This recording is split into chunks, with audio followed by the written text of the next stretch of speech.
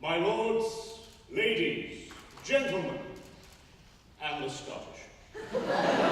I, Charles Totterton, your Prime Minister, welcome my esteemed guests to this banquet in honour of the most momentous of occasions in our long history. My colleagues, we, of the United Kingdom Independence Party, are finally in power. And in honour of the Brexit spirit, we thought to hell with that European nonsense they call cuisine, and instead present some of Britain's finest dishes. Who needs red wine, French cheese, when we have burnt British toast and overdone beef? By God, it makes one proud to wave the flag sometimes. However, before proceeding, we must honour the tragic news today of the dear, dear loss of Canada, following her unfortunate nuclear destruction at the hands of His Most Tremendous and Fantastic Majesty, Emperor Trump. Whatever shall we do without Canada's greatest contributions to human civilization, the mountain beaver and Justin Trudeau?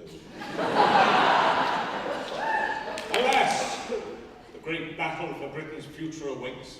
We face many a grave crisis to our shores, a rise in unemployment, a severe food shortage due to the European blockade back in 2048. However, we are not for complaining, nor surrendering to the will of others. By God, we aren't French, are we?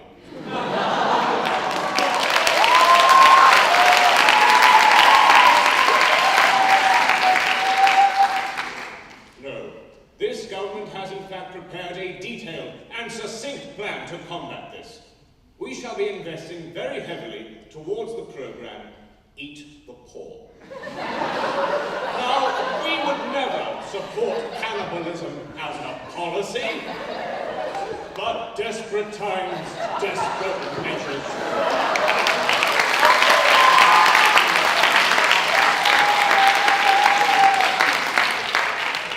So, my fellow countrymen, to put the great back into Great Britain, find your local peasant and take a sympathetic munch. Solve poverty and the food crisis in but one bite. Go, rather. Second on the agenda, we find the Brexit negotiations. As I'm sure you're all aware, these talks have been ongoing for the last 2 decades. Yet we are determined to tell the European Union what we want. Rest assured we shall do. Just as soon as we figure out what that is. Hard Brexit, soft Brexit, scrambled Brexit, poached Brexit, fried Brexit, gently smoked Brexit with a side of fresh nationalism and a sprinkling of ignorance.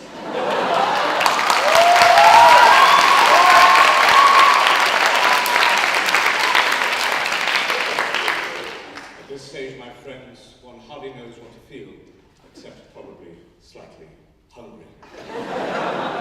Yet fear not, no backward Balkan state shall dare to challenge British bombacity. Shall the Greeks turn down a trade deal with the bargaining chip of doner kebabs? What may the Italians bring to the table, save pasta puttanesca or Mama's virgin olive oil? May the Spanish last through the talks, or call upon a siesta midway through the afternoon.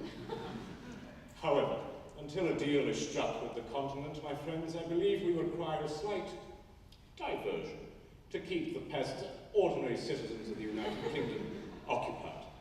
By order of His Majesty, King Boris of House Johnson, I declare a revival of that which we've loved and missed so very dearly.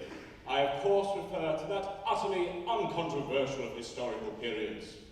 The Empire! Huzzah! What better way to get the British together than the promise of oppressing others? However, from henceforth, the United Kingdom Imperial Party shall dictate the British policy has impacted the world only in the most positive of manners. Our peaceful intentions of partition have maintained stability on a global scale, such as in India, Ireland, and Cyprus.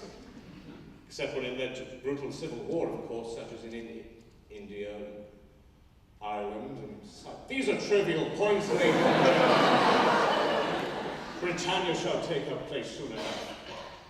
As my private secretary Tiffany once so eloquently put, after she and I engaged in a passionate debate of sorts. Darling, do you fancy another round? However, I assure you, it was but an intense round of golf to preoccupy ourselves with. Many criticize me for hiring Tiffany, but I assure you, to the team and myself most of all, she has proved the greatest of assets.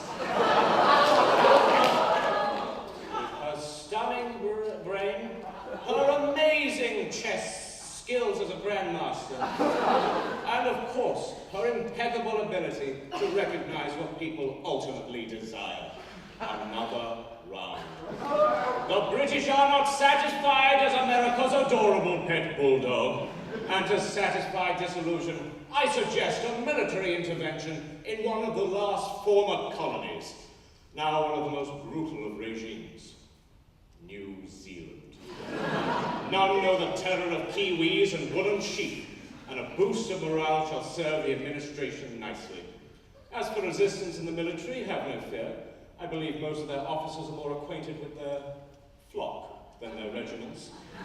As for the people, after witnessing the traditional hacker dance with Tiffany, whilst on a dirty economic fact-finding mission for the government, I believe it's an act of mercy if some of them purely cease to exist. It certainly would be for us. Besides, it would be a far easier war to win than with neighbouring Australia, home to some of the most savage and predatorial of nature's beasts. The animals aren't that bad either.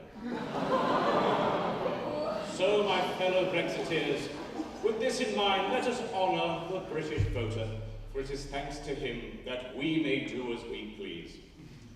God save the King, and at this rate, the rest of the world. Thank you.